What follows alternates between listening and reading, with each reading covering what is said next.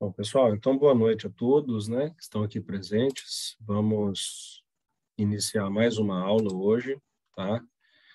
Vou compartilhar aqui com vocês a minha tela.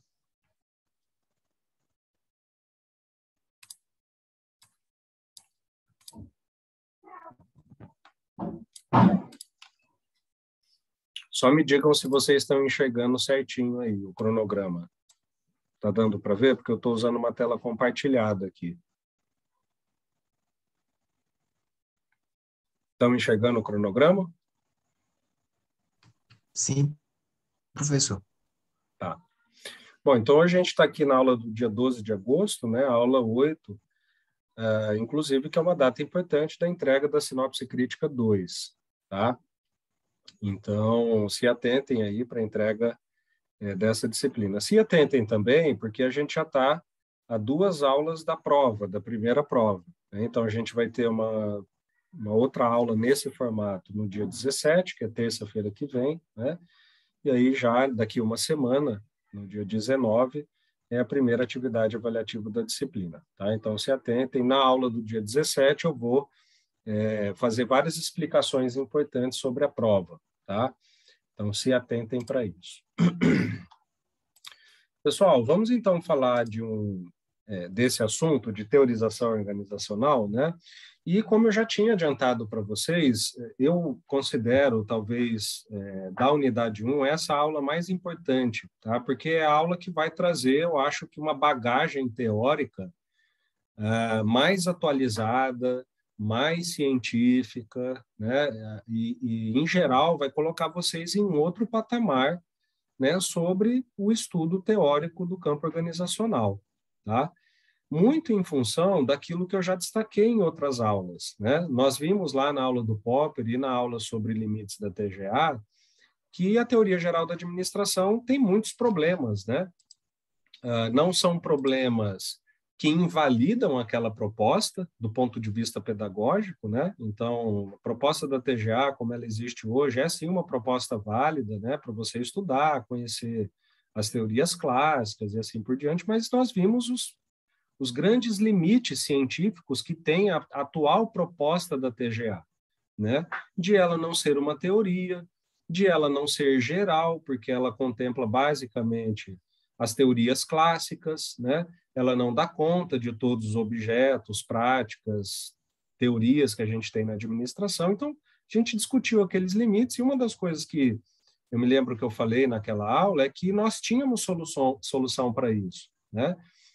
E do ponto de vista teórico, essa proposta aqui do Michael Reed, nesse texto, é a solução, né? Tanto que eu chamo, entre muitas aspas, né, esse texto do Reed de nova TGA. Né? É claro que eu coloco aspas porque nós não vamos incorrer no mesmo erro da TGA, né? E o Reed não se propõe a isso também. Ele não fala, olha, minha proposta é ter e ser uma nova TGA, né? Mas por que eu chamo de nova TGA? Porque essa proposta aqui do Reed cumpre tudo que a TGA quis cumprir, mas não conseguiu, né? Ou seja, é um texto que vai trazer uma organização teórica para o campo da administração, né? E que vai fazer isso, vai organizar a teoria dos últimos, pelo menos dos últimos 100 anos da administração, né? Então, se a proposta original da TGA era organizar a teoria, que a gente viu que ela não conseguiu organizar, esse texto do Reed consegue fazer isso. Então, por isso que eu falei para vocês que dentro da unidade 1, talvez esse seja o texto mais importante, porque dentro de uma única leitura, de uma única proposta, um único texto, a gente consegue ter uma visão geral, panorâmica e bem contextualizada, tanto do ponto de vista científico quanto cronológico, bem contextualizada sobre como o campo teórico da administração se organiza atualmente, né? Então, essa é basicamente a introdução, né? E um pouco a ideia geral do texto. Tá? Então, vamos falar de teorização organizacional, né? Abordando essa ideia dos modelos interpretativos da teoria organizacional nos últimos 200 anos. Tá? Pessoal, uma das coisas que eu acho mais interessantes nesse texto é a introdução dele, tá? Por quê? Porque se o autor, se o Reed, né, se propõe a organizar a teoria administrativa dos últimos 200 anos, o que ele precisa fazer inicialmente? Como eu já sempre falei para vocês, o que é a teoria? Ele precisa ir nas origens das coisas, né? Então, se ele se pretende, se ele propõe modelos interpretativos que vão organizar o campo teórico, antes de propor os modelos interpretativos, ele faz toda uma revisão teórica, filosófica e principalmente histórica do campo da administração, né? Para a gente conseguir entender da onde sai a administração, como é esse campo teórico que ele pretende organizar, né? Quais são os contextos sociais, econômicos, históricos que estão na origem da teoria que ele se pretendeu organizar essa teoria nos últimos 200 anos. Então, essa introdução eu acho muito interessante porque traz muitos insights para nós, né? E quebra muitos paradigmas, né? Vamos falar aqui de alguns deles, tá? Primeira coisa que ele traz importante para nós, pessoal, sobre a administração e sobre as teorias organizacionais, é que, se a gente olha historicamente, a gente começa a perceber que a administração nasceu junto com o capitalismo. Então, se a gente tem lá o início formal da administração em 1900, 1910, que é a chamada Terceira Revolução Industrial, o que junto com isso, junto com a Revolução Industrial, estava acontecendo? Justamente a implementação do capitalismo. Então, o que a gente começa a perceber? Que se o campo da administração nasceu e vive atualmente no campo capitalista, todas as práticas e teorias decorrentes do campo da administração servem justamente para atuar neste contexto, no contexto capitalista. Então, qual que é a grande conclusão que a gente chega a partir disso? Pessoal, se vocês querem entender o que é administração, o que é teoria administrativa, por que a teoria administrativa é assim, por que as organizações são como elas são organizadas, por que os modelos de negócio existem como eles existem atualmente, é impossível vocês conseguirem entender isso sem entender o que é o capitalismo. Por quê? Porque tudo que a gente conhece na administração, tudo, 100%, não existe nada fora do campo do capitalismo. Entende? Então, por exemplo, qual é uma implicação prática disso? Todas as organizações que nós conhecemos visam o lucro. Se a organização é privada, ela vai visar o lucro. Se a organização é pública, ela vai visar o que a gente chama de excedente de recursos, né? Mas veja, o Estado também é capitalista, né? Então, o capitalismo, a visão de lucro, de perseguir o lucro, não é uma visão exclusiva do meio privado. No setor público também se busca lucro, mas no caso do setor privado, como não tem lógica a gente falar em lucro, nós falamos em excedente de recurso. Então, pessoal, é muito importante vocês entenderem que tudo que nós fazemos no campo da gestão, ou seja, no campo da administração, é para dar eficiência a um método de gestão capitalista. Não tem como ser diferente. É impossível que o que nós propomos, fazemos, estudamos, teorizamos, saia desse campo. Porque a administração não surgiu lá no contexto feudalista, mercantilista, ou socialista, ou comunista, né? E, em função desse contexto, nós desenvolvemos as nossas teorias. Não, nós nascemos no campo capitalista e tudo que nós estudamos e desenvolvemos até hoje é para dar eficiência a esse meio. É claro que existe, por exemplo, a abordagem crítica das organizações, né? Que é um campo de estudo crítico das organizações que vai dizer exatamente o contrário. É uma visão crítica a isso. Fala, não, nós não precisamos melhorar o capitalismo, né? Pelo contrário, nós precisamos tornar ele mais humano e tal. Existe esse campo de estudo na administração, que se chama abordagem crítica, tá? Mas é um campo, vamos dizer, quase que único, singular. Fora da abordagem crítica, tudo que nós fazemos no campo da administração é capitalista. É para fazer uma gestão capitalista. É visando o lucro. É visando o excedente de recursos. É visando dar efetividade para a gestão para que a organização consiga atingir esse excedente, esse lucro. Tá? Segunda coisa importante que o Reed fala para nós, né? E isso reforça o ponto anterior. Pessoal, isso o Reed fala, né? Se a gente vai na origem dos primeiros teóricos e filósofos que estudaram o que a gente chama de fenômeno organizacional, e é como eu já falei para vocês, o que é o fenômeno organizacional? É basicamente a junção de pessoas em torno de um objetivo comum. Tá? O que é a organização? São as pessoas se organizarem com base em burocracia para atingir um objetivo comum. Se a gente olha a organização moderna, tá? Não estou falando das organizações antigas, tal. A gente olha a organização moderna, basicamente a partir do século XIX, a Revolução Industrial começa em 1850, né? Então, metade do século XIX.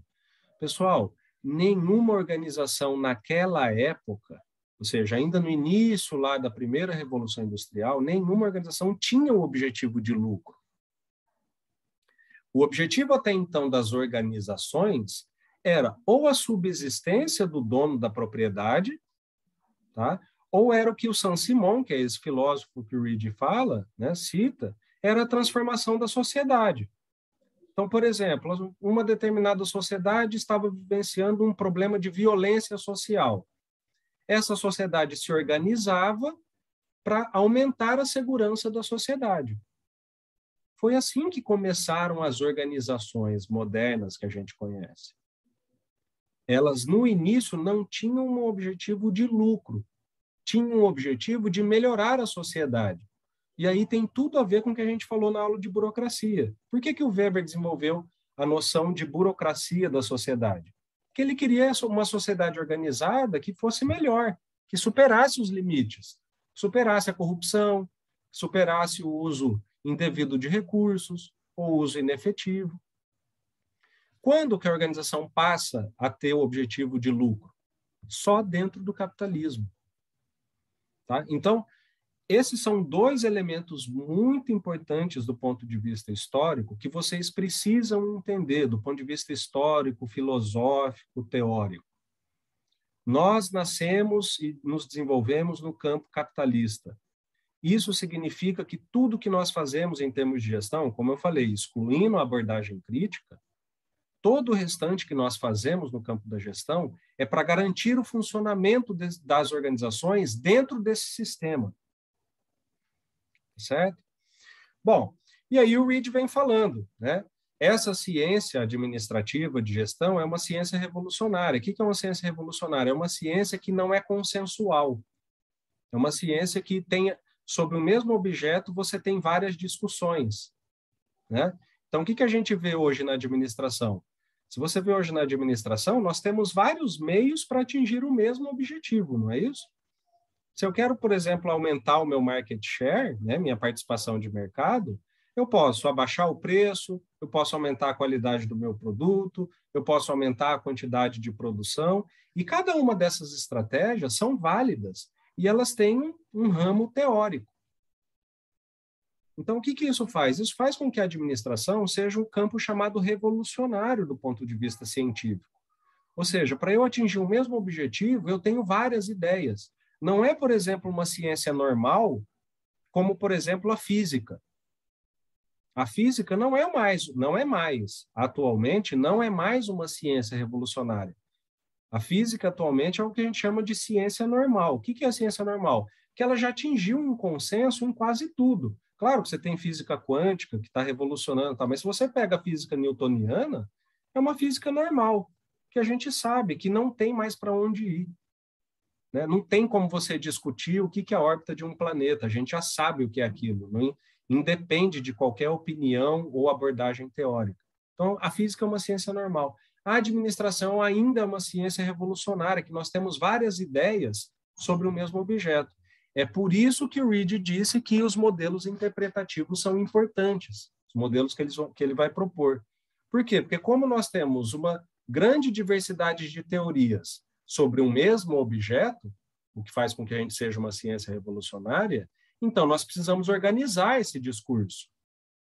Nós precisamos organizar esse corpo teórico que é super diverso, né? Para uma mesma abordagem, eu tenho várias teorias. É aí que vem a ideia dos modelos interpretativos do Reid, né? Então, ele diz, como nós vivemos em uma ciência revolucionária, onde não há consenso sobre quase nada, vamos pegar os últimos 200 anos de conhecimento e organizar essas coisas. Então, é por isso que eu disse para vocês que essa seria uma nova TGA.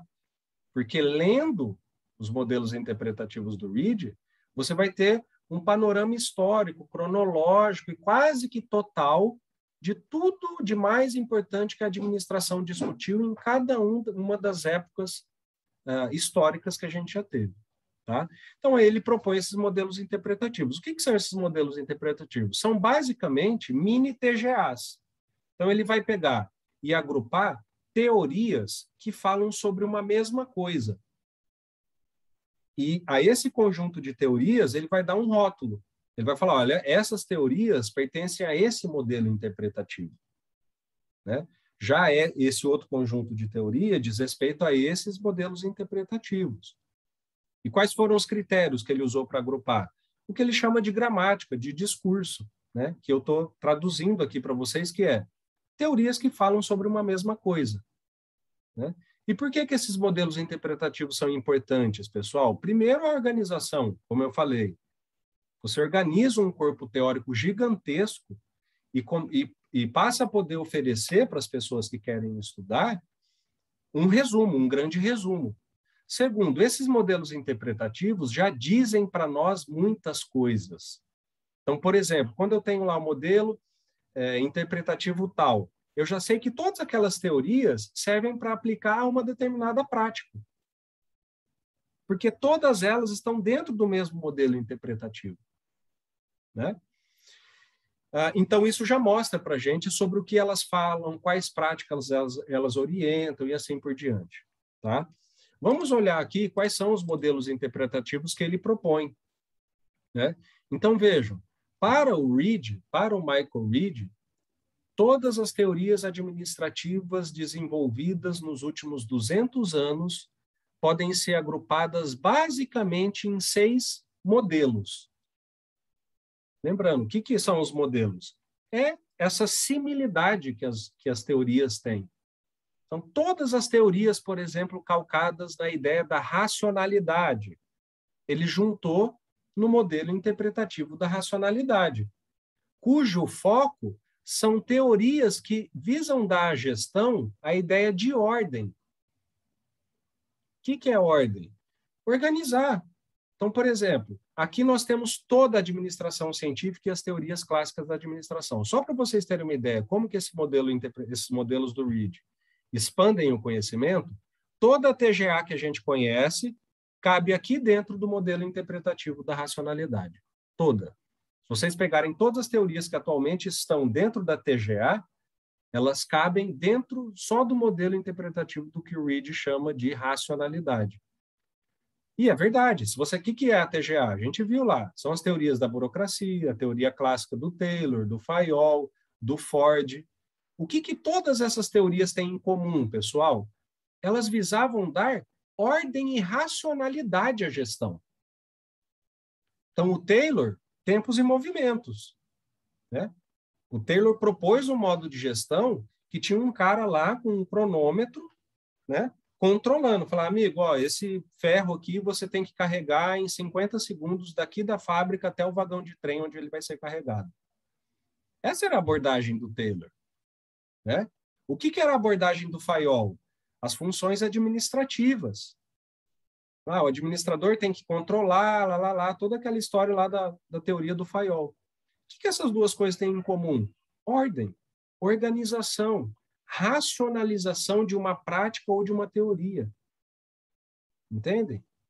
Então, a TGA inteira que a gente conhece hoje, a TGA clássica, cabe aqui dentro do modelo interpretativo da racionalidade. Depois ele propôs um modelo chamado de integração, onde o foco não é mais a ordem, mas o consenso, né? Então, o que a Escola das Relações Humanas disse? né, lá em 1930, 1940.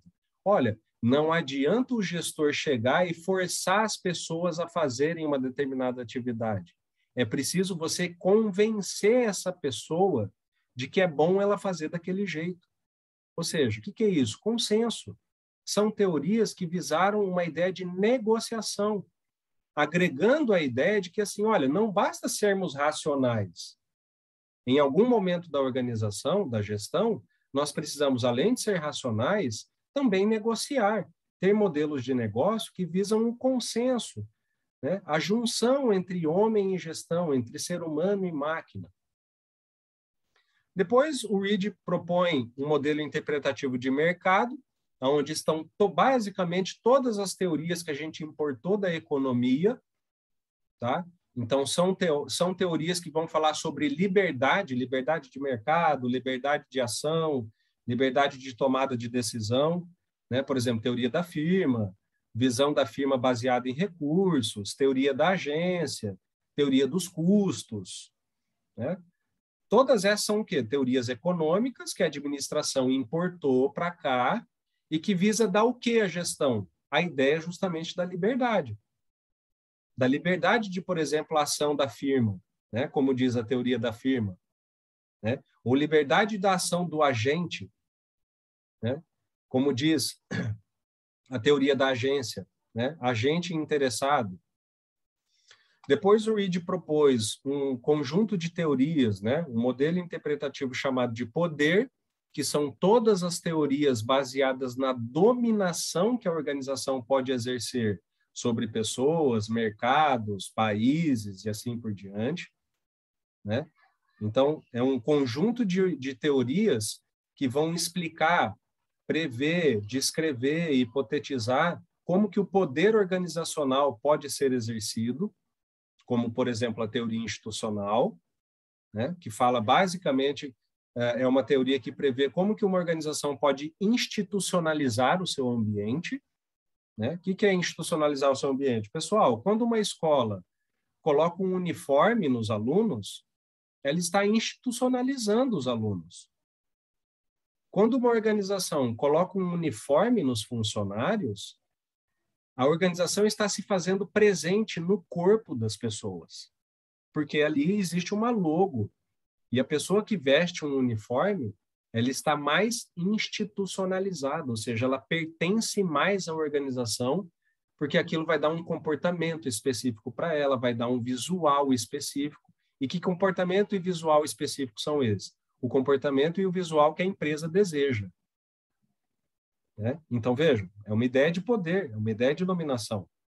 Não necessariamente negativa, né? É só a semântica dominação. Depois existe um modelo interpretativo baseado no conhecimento, ou seja, todas as teorias que vão falar de conhecimento, tá? E por incrível que pareça, são teorias que visam sim o controle, né?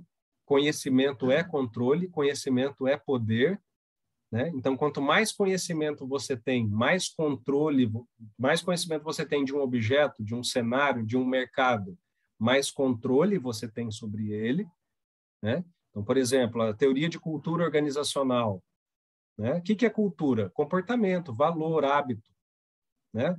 Então, quando uma empresa vira e fala, nós pretendemos aqui desenvolver uma cultura organizacional baseado na economia de recursos, né? Eu conheço, por exemplo, várias pessoas da Ambev, né? A Ambev é uma organização que tem uma cultura organizacional muito voltada para o controle de custos. Lá as pessoas valorizam um clips, uma borrachinha, uma caneta, né?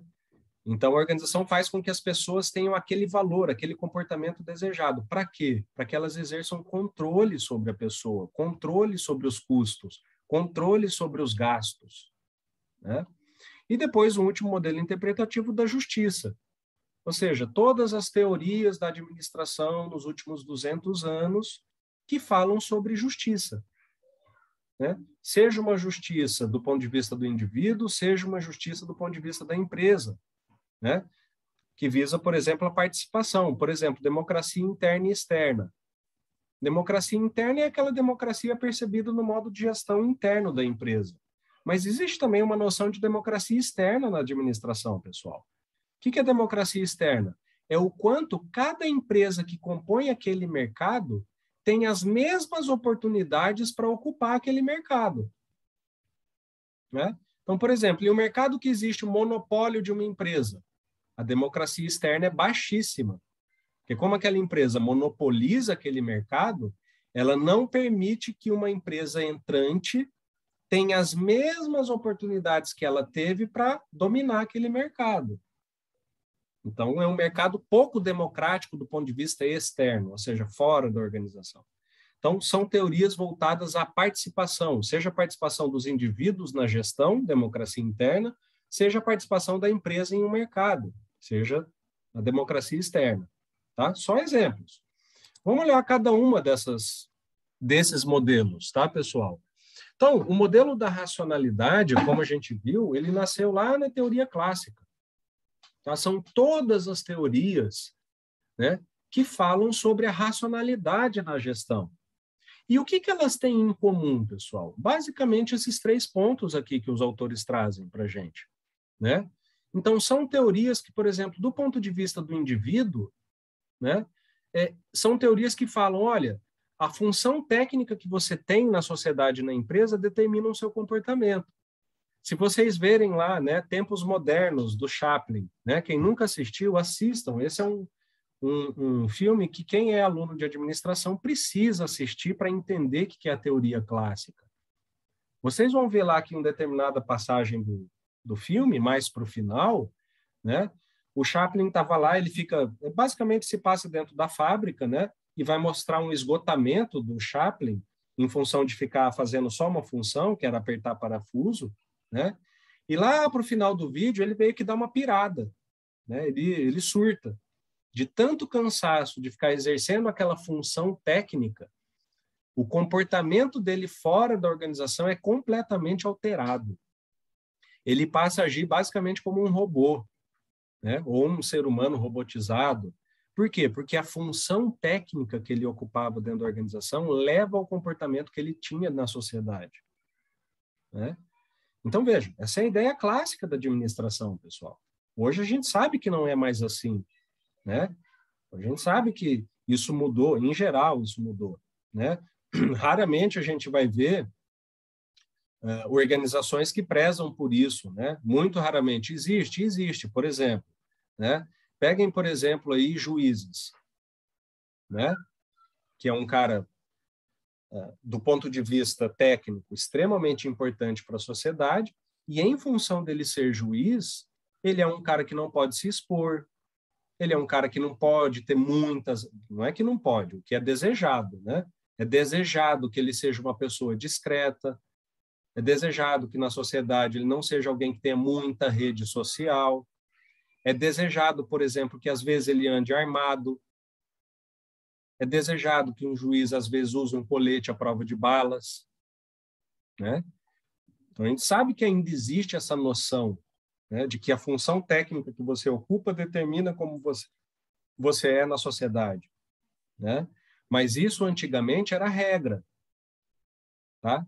Hoje em dia é exceção. Na época das teorias tayloristas, fordistas e tal, essa era a regra, né? Seja você um juiz, seja você um operário, como Chaplin era, o que você era do ponto de vista empresarial, organizacional, era o seu espelho na sociedade, né? Eram teorias também que, em função dessa racionalidade exacerbada, pregavam, né, o sentido mais pejorativo da burocracia e da racionalidade, né, que essa coisa, essa ideia de exclusão de valores e emoções humanas no trabalho, é aquela típica assim, ó, os problemas que você tem fora do trabalho você não traz para dentro, né? Da onde vem essa ideia? Das teorias clássicas, baseadas em racionalidade. E como eu falei, uma racionalidade negativa, né? A gente viu na aula passada, a burocracia não precisa ser assim. Atualmente ela pode ser mais flexível. Mas essa é a ideia desse modelo interpretativo, tá, pessoal?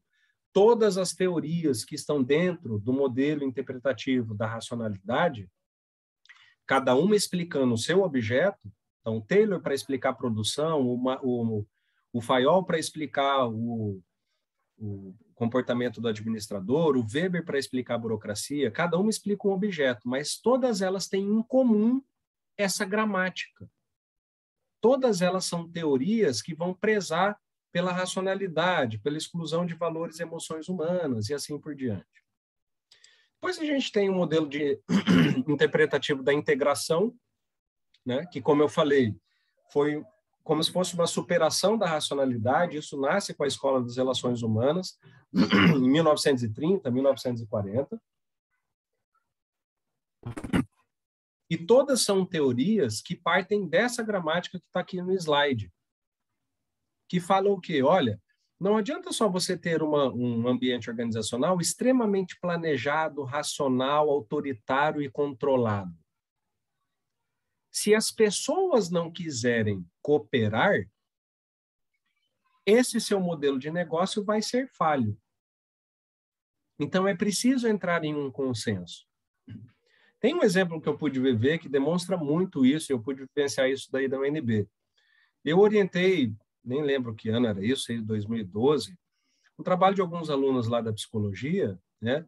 E, basicamente, o que eles foram fazer foi uma análise ergonômica do trabalho em uma Xerox aí da UNB, que fica lá no ICC Sul, né? E o que é análise ergonômica? Eles iam ter que analisar ergonomicamente o posto de trabalho das pessoas, né? Conforto, relação, ferramentas e tal, né? E existia uma queixa interessante lá do dono dessa impressora, que ele falou assim: poxa, professor, de uns 6 meses para cá, minhas máquinas de Xerox começaram a estragar quase que todo mês, cara. Quase que todo mês. Eu acho que isso está levando os meus funcionários a ficarem estressados, porque, afinal de contas, a ferramenta de trabalho está estragando. Eu falei, tá bom, né? Vamos investigar. E, pessoal, sabe o que a nossa pesquisa descobriu? Que quem estava estragando as máquinas eram os próprios funcionários. Os próprios funcionários da loja de impressão estavam lá estragando cartucho, tirando cartucho, colocando cartucho vazio para a máquina parar de funcionar. Sabem por quê? Porque a sobrecarga de trabalho deles estava enorme. O dono da impressora estava fazendo uma organização do trabalho, uma burocracia, que estava sobrecarregando tanto os funcionários que, para eles conseguirem descansar, eles estavam estragando as máquinas. Olha que coisa maluca. Aí na UNB. Então, por que eu estou falando isso? Porque isso ilustra essa ideia do modelo de integração, que diz, não basta você ter um modelo, uma burocracia de gestão, um modelo de gestão, uma burocracia instalada, que é extremamente racional. Se aquilo não conversar com um consenso entre essa burocracia, tem um consenso entre essa burocracia e os seus trabalhadores, que é quem vai executar a burocracia que você, gestor, está definindo, o seu modelo de negócio vai por água abaixo. Porque ou as pessoas não vão querer fazer, ou elas vão boicotar, ou elas vão pedir demissão, né? Então, esse modelo de integração são todas as teorias que trazem essa ideia, como, por exemplo, a Escola de Relações Humanas, né? Que tem na organização um meio de civilidade, não só um meio de trabalho, né? Ou seja, as pessoas estão ali, elas não são pura e simplesmente funcionários. Além de serem funcionários, elas estão ali por meio do trabalho da empresa, construindo a sua identidade como cidadão também. Então, o trabalho não é só um lugar onde a pessoa vai lá, robotizada, executa todas as tarefas que ela tem que executar, vira, vai dormir e volta no dia seguinte. Não. Durante o trabalho dela, ela tem pensamentos, ela pensa em coisas, ela se sente reconhecida ou não reconhecida, ela sente chateação ou ela sente felicidade. Ela compra um objeto que ela sempre quis e isso aumenta o acesso dela a recursos. Isso faz com que ela se sinta melhor, entendem? Então, a organização, a partir das teorias da integração, também passa a ser um meio de civilidade, de consenso, não de uma produção burra, racional, burocrática, mas também de uma produção saudável do ponto de vista do sujeito. Essas são as teorias que o Reed chamou de teorias ou modelo da integração. São todas as teorias que vão ter esse mesmo discurso. Depois a gente tem as teorias relacionadas a mercado, né? E aí, como eu falei para vocês, tem uma crase errada que eu estou vendo agora, inclusive, né? Acho que esse slide tem mais de 10 anos, eu nunca tinha visto esse acento errado, né? Aqui em liberdade restrita às organizações, mas tudo bem. Mas aqui estão todas as teorias o quê, pessoal? Que é, como eu já sempre disse, nós somos um campo social aplicado. Então, em geral, nós não desenvolvemos teoria e método, nós importamos. Então, as teorias relacionadas ao modelo interpretativo do mercado são todas as teorias que vão ter uma gramática, um discurso voltado para a liberdade de mercado. Ou seja, são todas teorias que a gente importou da economia. Tá? Então, são teorias que vão falar que a organização é reguladora das imperfeições do mercado. Então, por exemplo, são teorias que vão falar assim, olha, não precisa ter o Estado. Ou a gente tem um Estado mínimo, né, que é aquele Estado que praticamente não interfere em, por exemplo, o preço do dólar. Deixa o dólar subir. Não precisa o Banco Central ir lá e vender dólar para baixar o preço. Deixa o dólar subir. Quem vai regular o preço do dólar? As próprias organizações. Vai chegar um momento que o preço do dólar vai ficar impraticável para os negócios. E aí, naturalmente, ele vai começar a baixar. Então, vejam, são teorias que falam que as organizações têm uma liberdade quase que irrestrita dentro do mercado, a ponto delas próprias serem as reguladoras desse mercado. Né? Então, pega, por exemplo, teoria da firma, teoria da agência. Né? Um exemplo que eu posso citar, é um exemplo negativo, mas é um exemplo, né? Quem aqui viu, ou conheceu, ou estudou, muitos de vocês, até conforme o tempo vai avançando, né, daqui a pouco vai ter gente que nem nas minhas aulas, vai ter gente que nem nascido nessa época era. Mas quem já procurou saber, né, o que foi a crise do prime, ou do subprime lá nos Estados Unidos, que foi desde 1929, depois da quebra da Bolsa de Nova York em 1929, a crise que a gente teve em 2008, do subprime americano, foi a maior crise financeira mundial.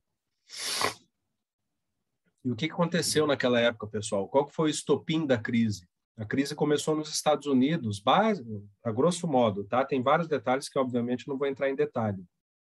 Mas a crise começou em uma política pública do governo dos Estados Unidos, que era o seguinte: o governo dos Estados Unidos começou a emprestar bilhões de dólares para a população adquirir casa. Era como se fosse aqui no Brasil um fundo, sei lá, da Caixa Econômica Federal, que você podia lá pegar 200 mil, 300 mil reais só para comprar casa, né? A uns juros bem baixinho esse empréstimo. Então, o governo dos Estados Unidos começou a fazer isso. À época, o presidente do Banco Central, que é o Fed nos Estados Unidos, era um cara chamado Alan Greenspan. E isso começou a escalar uma coisa quase que sem limite. O governo dos Estados Unidos começou a inserir muito dinheiro no mercado americano para as pessoas comprarem casas, imóveis. E uma das coisas que se questionava à época era assim, poxa, será que não precisava ter um limite desses empréstimos? Porque, afinal de contas, qual que é o risco? Se a gente começa a emprestar muito dinheiro para as pessoas, daqui a pouco essas pessoas vão passar a não ter condições de pagar, porque a gente está emprestando para muita gente. E se você aumenta a quantidade de pessoas que estão tomando empréstimo, você naturalmente vai aumentar a chance de que algumas delas não paguem esse empréstimo. Né? E foi dito isso à época. O que o Alan Greenspan disse? Ele recorreu à teoria de mercado, ou à teoria dos mercados perfeitos. Né? Ele disse, não se preocupe, nós podemos liberar quantos bilhões de dólares a gente quiser, que o próprio mercado vai se regular. Não precisa se preocupar. Se eventualmente alguém passa a não poder pagar, essa pessoa vai pegar empréstimo em outro lugar e assim por diante, e as organizações vão regular esse mercado. O que aconteceu, pessoal? Exatamente o contrário. Do nada, as pessoas começaram a ter falta de capacidade de pagamento, então o dinheiro que elas tinham pego, emprestados do governo americano, elas passaram a não poder pagar, Depois de um tempo, o que o governo americano fez? Bom, já que você não pode pagar, eu vou hipotecar essa casa que você comprou com esse dinheiro, como forma de pagamento. Né? Hipotecando as casas, o governo americano não conseguia pagar as imobiliárias no mesmo valor. Então, as imobiliárias, venderam uma casa para alguém a R$100 e depois, para hipotecar aquela casa, o governo só podia pagar R$70. Então, as imobiliárias falaram assim, bom, ao invés da gente ficar sem receber, é melhor receber R$70 do governo por essa casa, que a pessoa ainda não pagou. E o que aconteceu? Começou uma quebra em cascata das imobiliárias nos Estados Unidos. Isso foi puxando bolsa. Para vocês terem uma ideia, a Ford, que nos Estados Unidos é a General Motors, na prática quebrou, pessoal. Na prática quebrou.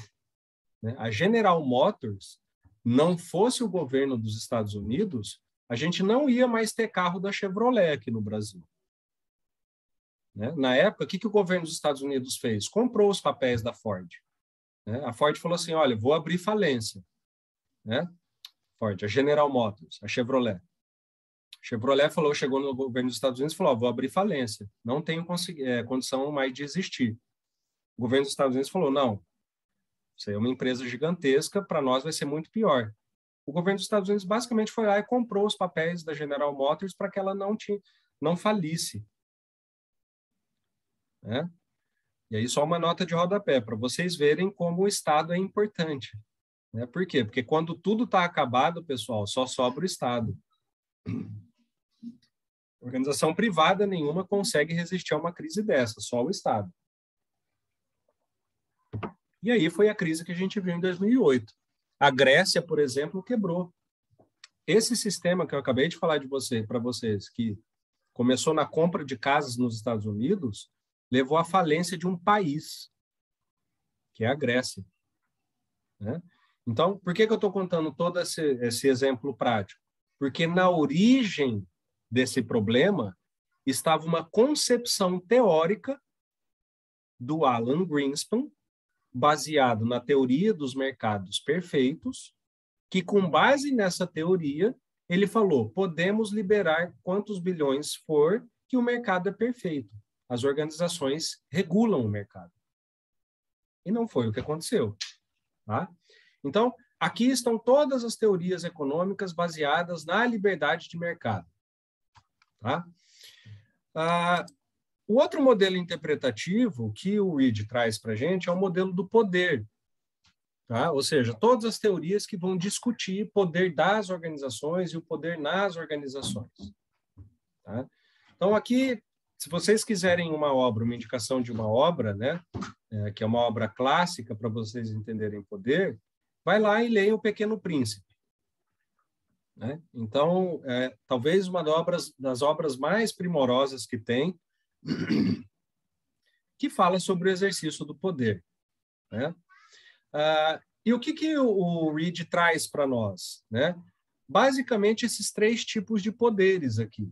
Tá? Falando, olha, todas as teorias que falam de poder nas organizações ou das organizações, então, nas organizações poder dentro das organizações. Então, o poder que uma organização tem, por exemplo, de fazer uma barganha de salário com algum funcionário, né? Do tipo assim, ó, não estou satisfeito com o meu salário. Amigo, se você não está satisfeito, pode pedir demissão que eu tenho um exército de reserva para contratar. Então, poder nas organizações. Ou o poder das organizações, que é o poder que ela exerce fora dela, né? Então, por exemplo, tem um concorrente crescendo muito. Ao invés de eu trabalhar para superar esse concorrente, eu vou lá e compro ele, né? Então, isso é um poder da organização. Então, o que o Reed fala? Todas as teorias que discutem poder na e poder da organização giram em torno de 3 ideias de poder: episódico, manipulativo e hegemônico. Né? Primeiro, o que é o tipo de poder episódico da organização? Seja esse poder na organização, seja esse poder da organização. Tá? Independentemente se é dentro ou se é fora. Se é com concorrente, com fornecedor, que é da, ou se é com funcionário, com gestor, com grupo, que é na. Tá? É um poder exercido pela organização de modo como o próprio nome diz, episódico. né? Então, ou seja, em um dado momento, em um específico momento, né?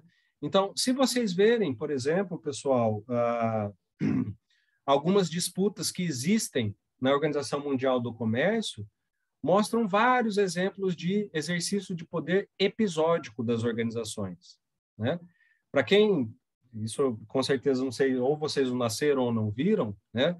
Teve um ano em que a Embraer, que é uma das grandes empresas produtoras de avião do mundo, que é uma empresa brasileira, entrou em choque na Organização Mundial do Comércio com a Bombardier, que é uma produtora de avião também canadense, né? E aí eles foram para o embate na Organização Mundial do Comércio, né?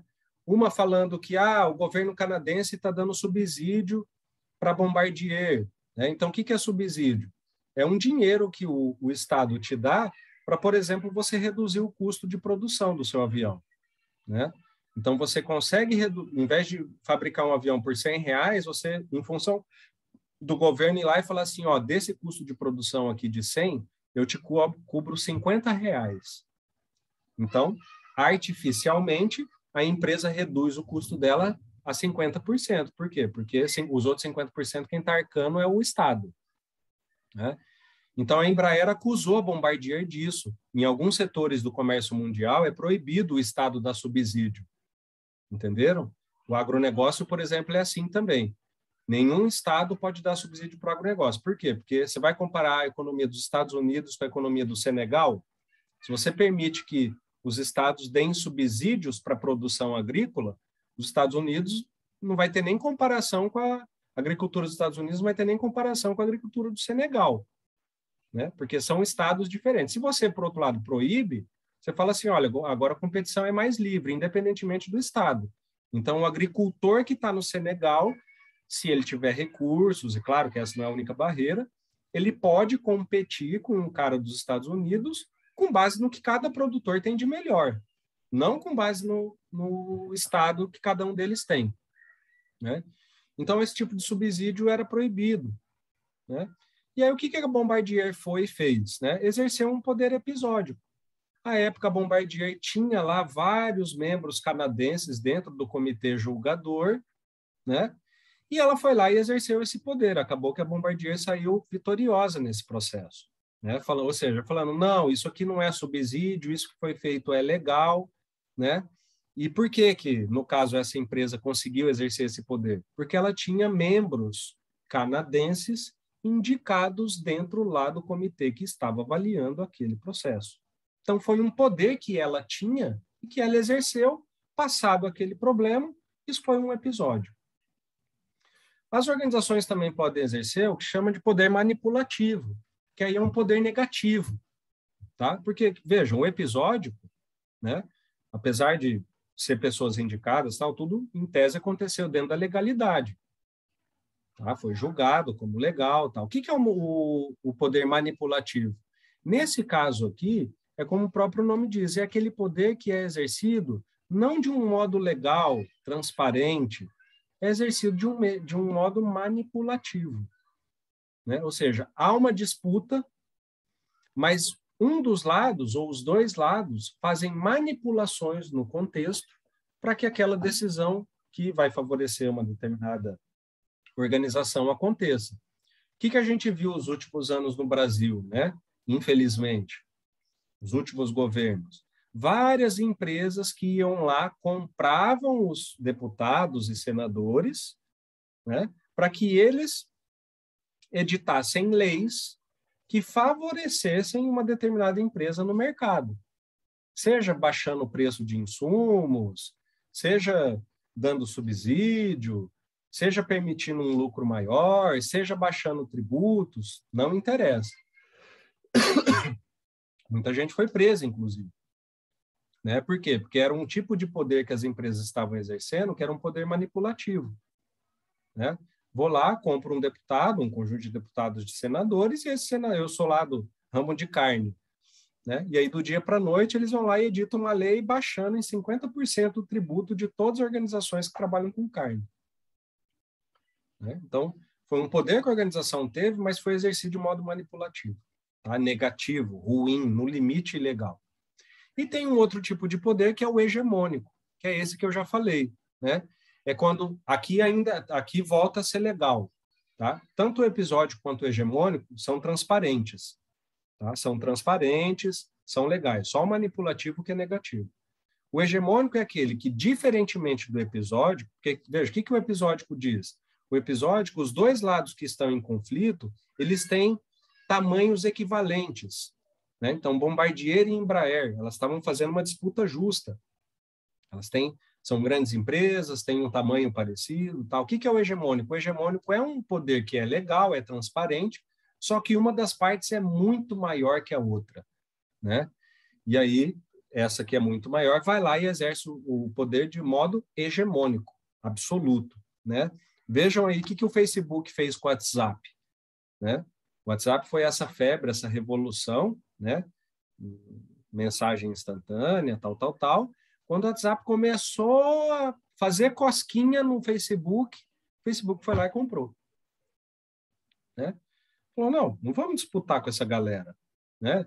Puxa vida, a gente agora vai ter um custo enorme para desenvolver um enviador de texto, de imagem instantâneo, tal, para uma vez que a gente desenvolveu, a gente entrar no mercado, uma vez que a gente entrou no mercado, a gente começar a concorrer, uma vez que a gente começar a concorrer, a gente perder, ganhar e ganhar, até a gente superar esse cara?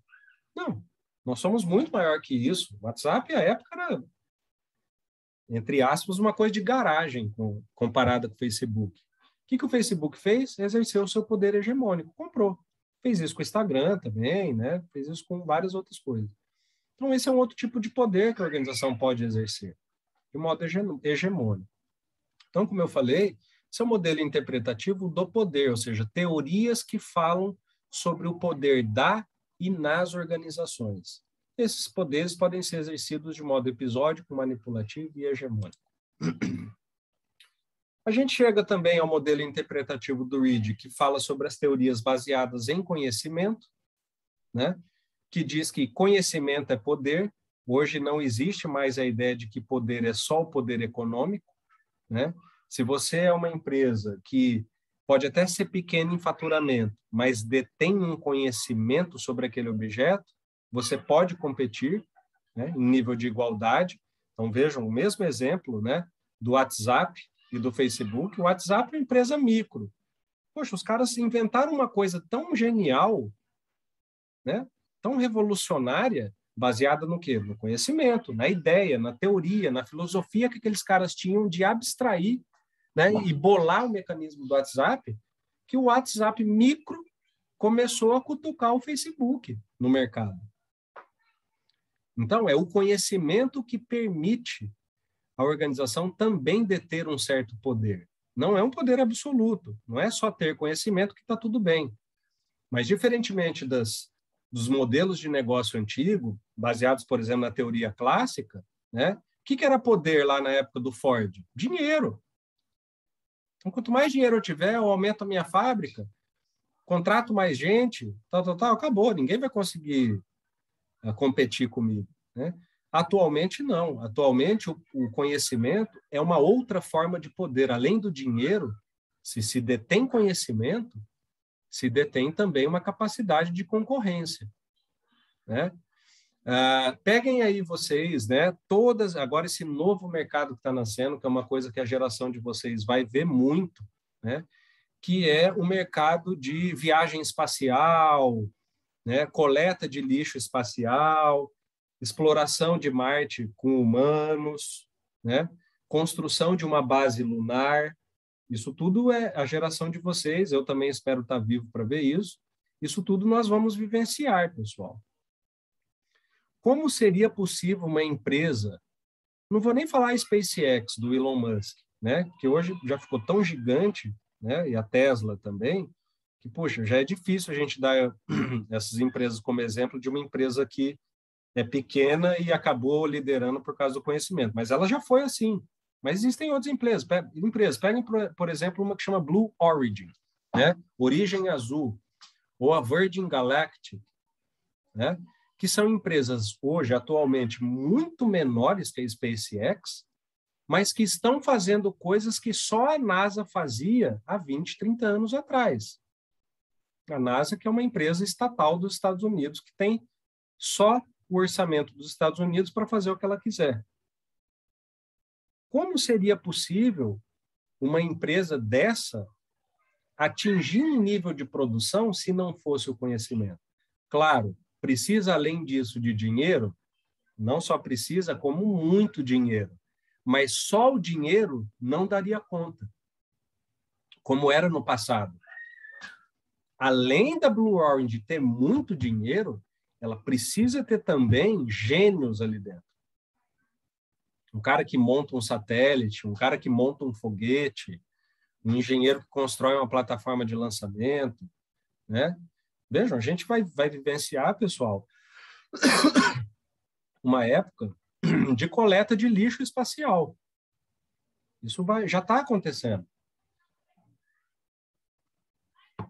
Já existem várias provas de tecnologia e o problema do lixo espacial está ficando cada vez mais grave, que a gente vai ver um mercado de empresas que lançam robôs para a órbita da Terra, e aí tem vários tipos. Tem um robô, isso estou te falando de coisas que já existem, tá? Tem um robô que é tipo um satélite, ele vai para a órbita, lança um foguete, esse robô entra na órbita, e aí tem lá um satélite desativado de 1950 que está lá girando na Terra. Esse robô chega perto, lança uma rede nesse satélite, lança a rede e esse satélite, em função da rede, né, tem a órbita dele alterada e esse satélite vai e cai e queima na atmosfera da Terra. Tem um outro tipo que é um arpão, né? É um satélite também que chega perto do lixo espacial, lança um arpão, captura, traz, pega esse lixo e coloca dentro de um ônibus espacial, dentro de uma lixeira espacial. Então, vejam, como um modelo de negócio desse seria possível, pessoal, sem conhecimento. Tá? Então, todas essas são teorias, né, que o Reid classifica como teorias pertencentes ao modelo interpretativo do conhecimento, que falam, amigo, nesse seu modelo de negócio, além de você ter muito dinheiro, você tem que contratar gente extremamente qualificada. Né?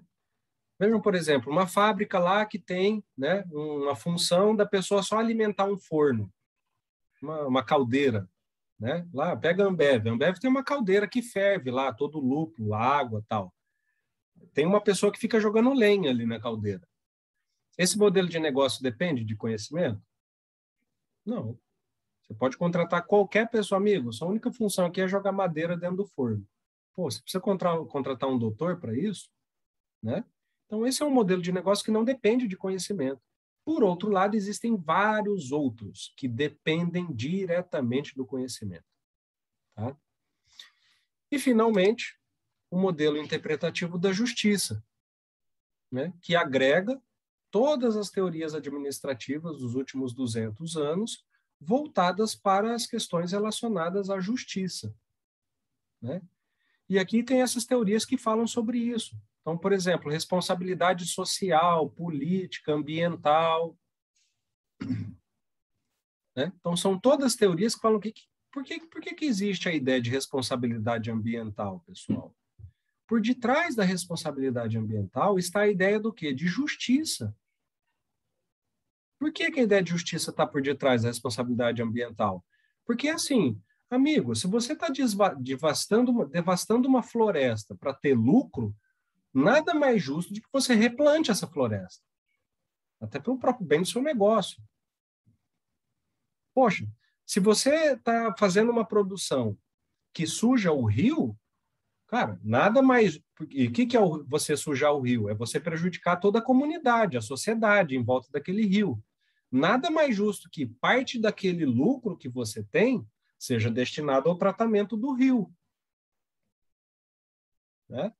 Então, todas essas ideias de modelo de negócio, de teoria que fala sobre, por exemplo, responsabilidade ambiental, tem na ideia de justiça a sua origem. Ou seja, de democracia interna e externa, de equilíbrio entre as ações organizacionais e a justiça percebida pela sociedade, pelos chamados stakeholders, né, que são os interessados no negócio.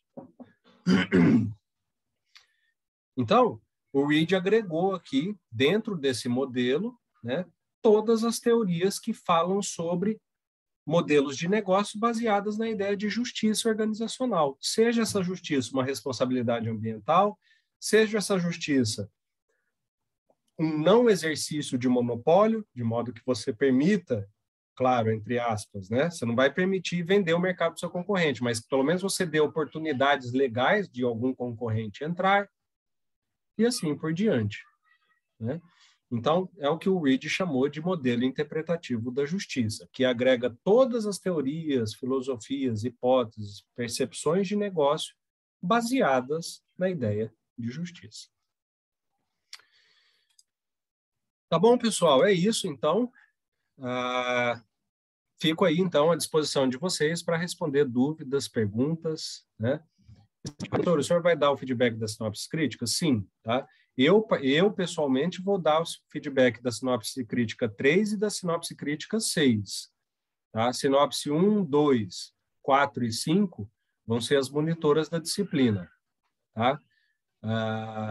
O que eu oriento elas, pessoal? Como vocês têm até 15 dias depois da data de entrega para entregar a sinopse, eu sempre oriento elas para sempre começar a corrigir só depois de 15 dias da data de entrega, tá? Então, não se assustem se demorar um pouco, tal, porque do ponto de vista produtivo não tem sentido nenhum, né? Eu falar, ó, entra lá no dia da entrega e só corrige aquelas que estão entregues naquele dia.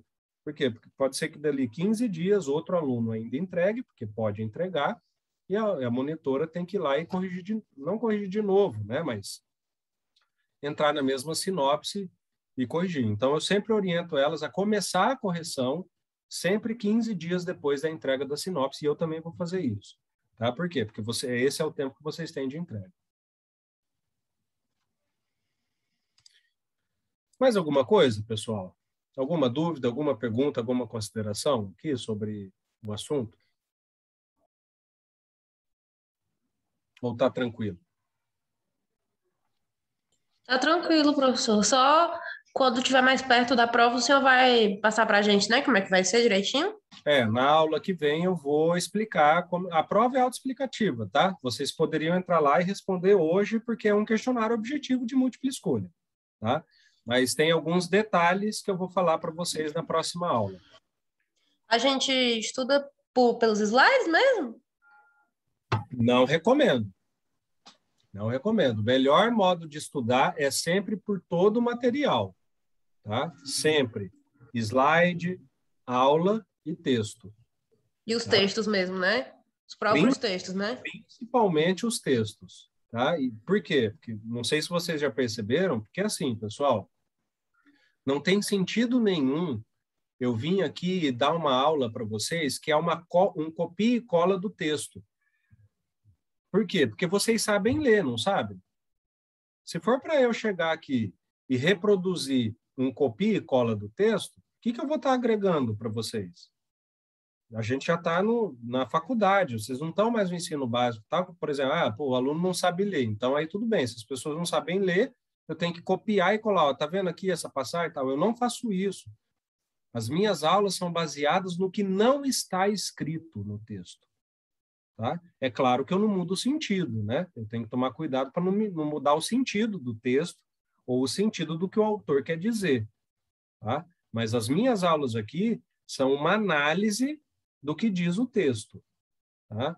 Então, tem coisa aqui que eu falo e não aparece explicitamente no texto. E tem coisa que aparece explicitamente no texto que eu não falo aqui. Tá? Então, sempre, para estudar para as provas, slides, as aulas e principalmente a leitura dos textos. Ok, pessoal, então acho que está tudo tranquilo, né? Já me mandaram aqui a confirmação. Pessoal, um bom fim de semana para vocês, tá? Uma boa noite aí e até a próxima terça-feira. Tchau, tchau.